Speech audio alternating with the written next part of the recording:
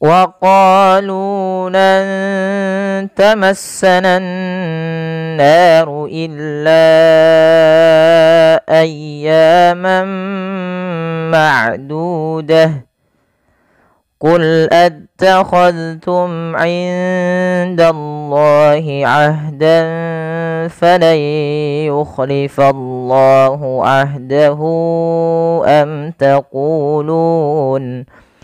أم تقولون على الله ما لا تعلمون. Bismillah. Pada ketika kita melafalkan wa qalu lan tamassanan nar, panjangkan huruf qaf dan nu harus sama bunyinya antara qa dan nu karena ia bacaan mad tabi'i. Qa dipanjangkan dengan alif, lu dipanjangkan dengan waw. Alif yang kecil yang berwarna abu-abu setelahnya dan ditandai dengan sifar mustadir di atasnya itu dianggap tidak ada. Kemudian ketika melafalkan lan tamassanan nar, pada lafal nunnya lan tamassanan nar, nunnya disamarkan kepada huruf ta dan di sini nunnya diwarnai dengan warna hijau karena ia bacaan ikhfa yang dimana menyamarkan langsung kepada makhraj daripada huruf ta, yang dimana makhrajnya adalah ujung lidah kita menempelkan dengan perbatasan antara gigi seri atas dan gusinya. Kemudian pada lafal nan naru, usahakan kita menahan bunyi suara nunnya karena pada lafal ini ada bacaan gunnah, yaitu dengan menahan suara nun dan memasukkan ke rongga hidung kita. Lan tamassana naru, naru mad tabi'i 2 harakat, illa ayyaman ma'dudah, illa panjangkan lanya sepanjang 4 harakat karena ia ada bacaan mad jaiz munfasil yang dimana adanya mad tabi'i bertemu dengan hamzah atau adanya hamzah yang terletak setelah huruf mad. Di sini awalnya la 2 harakat karena adanya hamzah datang setelahnya, maka ia berubah menjadi 4 atau 5 harakat. Dan kita lihat hamzahnya berada di lain kata, maka dinamakan dengan munfasil atau mad jaiz munfasil. Sehingga ketika kita melafalkannya kita panjangkan 4 harakat atau 5. Illa ayyaman ma'dudah, dan tidak boleh dikurangi daripada kadarnya, jangan sampai kita baca hanya 2 harakat misalnya illa ayyama seperti itu. Cukup kita harus memanjangkan sepanjang 4 atau 5 harakat. Kemudian pada lafal ayyamam, ayya di sini panjangkan suara ya-nya sepanjang 2 harakat karena ia mad tabi'i dan tekan ya-nya dulu. Kemudian ma'dudah, ada tanwin bertemu dengan huruf mim. Maka ketika ada tanwin bertemu dengan huruf mim, yaitu langkahnya adalah masukkan tanwinnya kepada huruf mim dan diganti bunyinya. Awalnya ayyaman menjadi ayyamam ma'dudah, ya ditahan dan diganti suaranya huruf mim, maka dinamakan dengan idgham. Idgham artinya memasukkan apa? Tanwinnya kepada huruf setelahnya.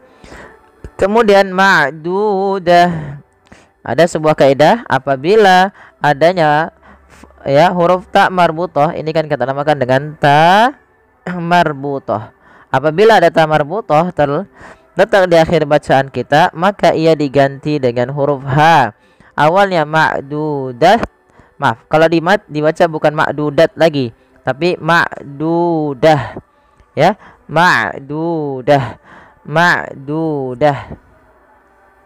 Kemudian kita lanjutkan, qul attakhadhtum 'indallahi 'ahdan falan yukhlifallah. Pada lafal qul attakhadh, hati-hati di dalam melafalkan zal yang sukun, jangan sampai ia dipantulkan ya teman-teman. Jangan mantul, jangan kul attakhadtum. Nah, itu mantul. Dia bagaimana supaya tidak mantul? Ya, sesuaikan dengan makhrajnya. Ujung lidah kita nempel dengan gigi seri atas. Kemudian indallahi ahda. Nun mati bertemu dengan dal, samarkan nunnya kepada huruf dal. Karena ia ada bacaan ikhfa yang dimana suara nunnya samarkan kepada huruf dal. Indallah. Lafal Allah bila didahului dengan fathah ditebalkan.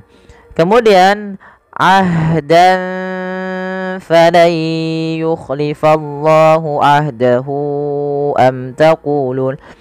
Pada lafal dan ketemu fa, samarkan tanwinnya kepada huruf fa karena ia bacaan ikhfa yang dimana ada fathatain bertemu dengan huruf fa. Cara membacanya awalnya ahdan ditambah disamarkan ke fa. Jadi ahdan fa. Kemudian pada lafal fala yukhlifallah. Ini nunnya masukkan ke huruf ya. Ya, nunnya kita masukkan kepada huruf ya, teman-teman. Yaitu ini kita namakan dengan ketika memasukkan nun kepada huruf setelahnya kita namakan dengan idgham. Idgham artinya memasukkan. Maka cara membacanya bukan lagi falan yukhlifallah, tapi menjadi falai yukhlifa. Diganti suara nunnya menjadi suara ya. Kemudian langkah kedua ditahan dengan gunnah. Maka falai yukhlifallahu ahdahu am taqulun. Pada fal ahdahu di sini ada ha dhamir bertemu dengan hamzah. Hu bertemu dengan hamzah. Apabila ada ha dhamir yang begini atau yang begini bertemu dengan hamzah dan biasanya ada tanda seperti ini, ditanda begini, ini menandakan dia kita namakan dengan mad silah. Ya, mad silah. Karena di sini bertemu dengan hamzah, maka dia mad silahnya namanya mad silah tawilah yang panjang. Di sini berapa harokat kita memanjangkannya? Yaitu kita panjangkan sepanjang 4 harokat sebagaimana mad jaiz. Maka fala yukhlifallahu ahdahu am taqulun. Nah, seperti itu. Kemudian belafal mim, jelaskan dia mimnya karena dia bacaan izhar syafawi. Am taquluna. Kemudian sama panjang antara ku dengan lu karena ia mad tabi'i. Am taquluna 'ala Allahi ma la ta'lamun. Allah bila dia fathah dengan tebal ya. Mala sama antara mala dan lulu ini harus sama karena ia mad tabi'i. Kemudian ta'lamun. Pada lafal mun ada bacaan mad arid lis sukun. Baik, kita coba ulang dari ayat awal sampai dari awal sampai akhir ayat. Wa qalu lan tamassana an-naru illa ayyaman ma'dudah.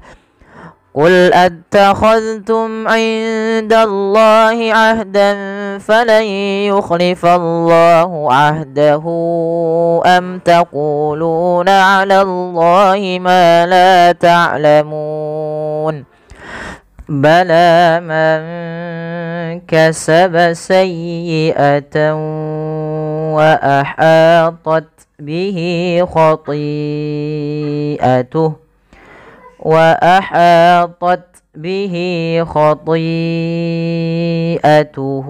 فأولئك أصحاب النار هم فيها خالدون. Bismillah. Pada ketika kita melafalkan bala man kasaba, panjangkan huruf la-nya sepanjang 2 harakat karena la di sini ada alif kecil yang datang setelahnya dan ia berada di atas huruf ya. Dan ya di sini dianggap tidak kita baca karena hanya bunyinya saja. Ketika bunyinya bala, maka di situ menandakan adanya alif kecil. Setelah fathah, maka ia kita hukumi dengan bacaan mad tabi'i. Panjangnya adalah kita panjangkan 2 harakat. Kemudian man kasaba, tidak kita baca man kasaba, tapi disamarkan suara nunnya kepada huruf kaf. Mangka, angka. langsung kepada makhraj daripada huruf kaf itu sendiri. Bala man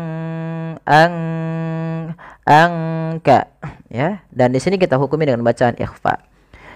Kemudian sayyi'atan wa ahatat bih.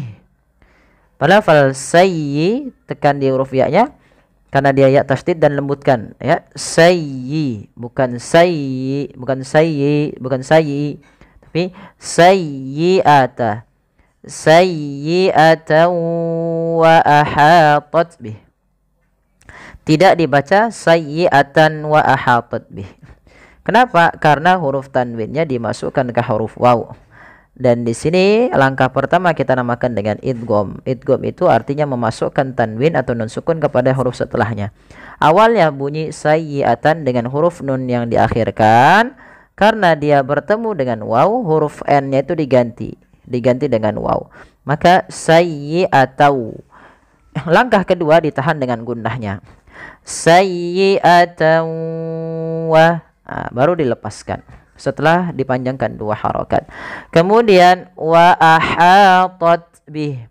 Hati-hati dalam melafalkan ha kecil, jangan dibaca wa ahatat bih, tapi wa ahatat, wa ahatat, ya. Kemudian ketika melafalkan ta, ini hati-hati jangan dibaca dengan sin. Misalnya wa ahatat, tot banyak sekali, dikit saja. Wa ahatat bih. Kenapa? Karena ta itu punya 2 sifat yang paling kita harus perhatikan. Yang pertama sifat syiddahnya. Sifat syiddah yaitu sifat yang dia ditahan. Menahan apa? Menahan bunyi suara, ya, menahan suara itu namanya syiddah. Yang kedua yaitu tak punya sifat hams, mengalirnya nafas kita. Nah, maka langkah pertama syiddahnya dulu. Wa ahatat, baru hamsnya. At sedikit aja, melahirkan nafas kita. Wa ahatat bihi, ya. Kemudian panjangkan lafal hi 2 harakat karena ia mad silah qasirah, ditandai dengan ha dhamir. Wa ahatat bihi khati'atuh. Kemudian panjangkan pada lafal ti'atuhu. Karena pada lafal ti di sini awalnya dia mad tabi'i. Karena bertemu dengan hamzah dan hamzah tersebut pada satu kata, maka kita membacanya dengan bacaan hukum mad wajib muttasil. Mad wajib muttasil adalah mad yang terjadi disebabkan karena adanya hamzah yang terletak setelah huruf mad. Huruf mad di sini adalah huruf ya sukun. Bertemu dengan setelahnya ada huruf hamzah. Maka apabila ada hamzah datang setelah huruf mad, maka ia dinamakan dengan mad wajib muttasil bila hamzahnya pada satu kata. Maka panjangnya kita panjangkan 4 harokat dan tidak boleh dikurangi. Nah, dia wajib. Khoti'ah, ya, jangan khoti'atuhu, tapi panjangkan dulu. Khoti'atuhu. Kemudian melafal hu, ya, kembali lagi ada mad silah qasira. Ya, mad silah qasira ditandai dengan adanya ha dhamir dan setelahnya ada waw kecilnya. Biasanya ini menandakan dia mad silah qasirah, panjangnya 2 harokat. Kemudian pada lafal faulaika ashabun nar. Kalau kita berhenti di sini nanti jadi mad adil sukun. Tapi kita uraikan dari awal dahulu. Faulaik. Di sini tidak boleh dipanjangkan, tidak boleh faulaika. Kenapa? Karena pada lafal ulaika wawunya ditandai dengan sifar mustajir di atasnya dianggap tidak ada, langsung kepada huruf la. Nah, la bentuknya sama dengan khoti'atuhu, maka ia sama hukumnya yaitu mad wajib muttasil. Panjangnya 4 atau 5 harokat. Maka wajib kita panjangkan dulu la-nya 4 atau 5 harokat. Faulaika. Nah, tidak boleh kurang. Tidak boleh faulaika karena dia mad wajib. Kemudian pelafal ashabu. As-sad, ya, huruf sad tebal, jangan as, jangan sin, tapi as, ya, a-nya tipis, sadnya tebal. Karena sad punya sifat huruf isti'la dan idbaq. Ashabun nar. Ha, kembali lagi ada mad tabi'i. Jelaskan pelafal ha. Ini ha kecil bukan ha besar. Kemudian pelafal an-nar. Di sini ada gunnah. Pada lafal nun, cara membacanya yaitu ditahan suara nunnya. Ashabun bun, baru lepas nar. Dan ro di sini kita hukumi dengan ro tafkhim, ro yang tebal. Tidak boleh dibaca dengan ro tipis. Kenapa? Karena dia adanya huruf ro yang disukunkan sebelumnya fathah. Panjangnya boleh. Nah, karena di sini nanti berkaitan dengan mad arid sukun kalau kita berhenti, kalau tidak berarti dia mad tabi'i. Misalkan faulaika ashabun narihum fiha, maka dia mad tabi'i. Kalau berhenti seperti tadi mad jai, mad wajib, mad arid lis sukun. Kemudian hum fiha khalidun. Mim mati bertemu fa, jelaskan mimnya karena dia izhar. Fiha kho harus sama. Karena ketiganya yaitu mad tabi'i. Kemudian lafal dun mad arid disukun. Kita boleh memanjangkan 2 harokat, 4 harokat atau boleh 6 harokat. Kita coba ulangi. Bala man kasaba sayyi'atan wa ahatat bihi khati'atuhu fa ulaika ashabun nar hum fiha khalidun. Bala man kasaba sayyi'atan wa ahatat bihi khati'atuhu fa ulaika ashabun nar hum fiha khalidun. Ya, shadaqallahul azim. Semoga yang sedikit ini bermanfaat. Mohon untuk like, share dan subscribe. Terima kasih.